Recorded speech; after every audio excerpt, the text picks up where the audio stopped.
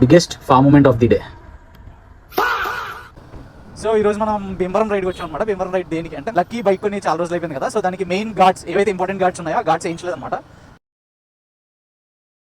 అసలు ఎలా చెప్పాలి, ఏం చెప్పాలి, అసలు జలకులు, ట్విస్ట్లు. ఈరోజు రైడ్ గురించి పెద్ద మాట్లాడుకోకలేదు కానీ ఫామ్ మూమెంట్స్ అయితే భలే ఉన్నాయి. ఒక్కొక్క ఫామ్ మూమెంట్ గురించి చెప్తాను, మీరు రేట్ చేయండి ఆ ఫామ్ మూమెంట్స్ని. Actually we need to start at morning 7 AM. నేను లేచిందే 7 AMకి. నేను అలా జర్నీ స్టార్ట్ చేసాం. అలా మన గాడి సెంటర్ దాటానో లేదో మనకు bike back brake pads sound రావడం స్టార్ట్ అయింది. అది ఎంత ఇరిటేషన్ సౌండ్ అంటే లిటరల్లీ బ్రేక్ కొంచెం గట్టిగా తొక్కినా సరే లిటరల్లీ తారు డబ్బా మీద రాయి పెట్టి గీకినట్టు వచ్చేది సౌండ్. మనం యానోలో పెట్రోల్ కొట్టించుకుందాం ఆగాం. సో వాడు అలా పెట్రోల్ కొడుతున్నాడు, నాకు షోల్డర్ దగ్గర ఏదో పురుగు కొడుతుంది. లిటరల్లీ నాగిని డ్యాన్స్ చేశాను. అది ఎలా కుట్టిందంటే షోల్డర్ మీద అయితే బొబ్బలు వచ్చేసాయి.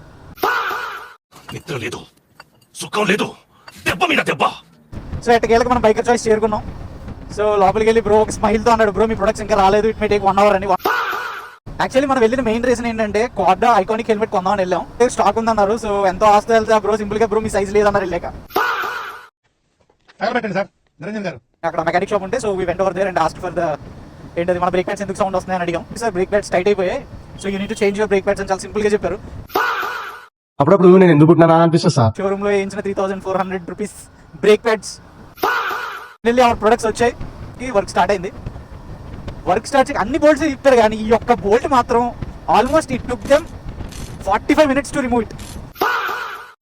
మా వాడికి వేసిన బిల్లు చూడగానే మా వాడికి ఇలాంటప్పుడు గుండె రాయి చేసుకోవాలి. సో ఎట్టకేళ్ళకి మేము స్టార్ట్ అయ్యాం. స్టార్ట్ అయ్యి అలా ఒక 5 kilometers వెళ్ళాక మళ్ళీ ఆ బ్రో నుంచి కాల్, బ్రో క్రాష్ గార్డ్కి ఒక పార్ట్ వేయడం మర్చిపోయాం. ఆ బ్రో పార్ట్ తీసుకొచ్చి బైక్ సెట్ చేయడానికి ట్రై చేశాడు కానీ తీరా చూస్తే ఆ పార్ట్ బైక్ది కాదు. ఇలా ఎన్నో ఫామ్ మూమెంట్స్ తో we successfully said thanks to Bhimavaram.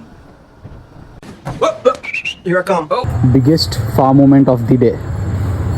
ఎవరికన్నా శని 2వ గదిలోనో 4వ గదిలోనో ఉన్నాడంటారు. నాకేంటి శర్మ ఇలా కొంపంతా ఉన్నాడు.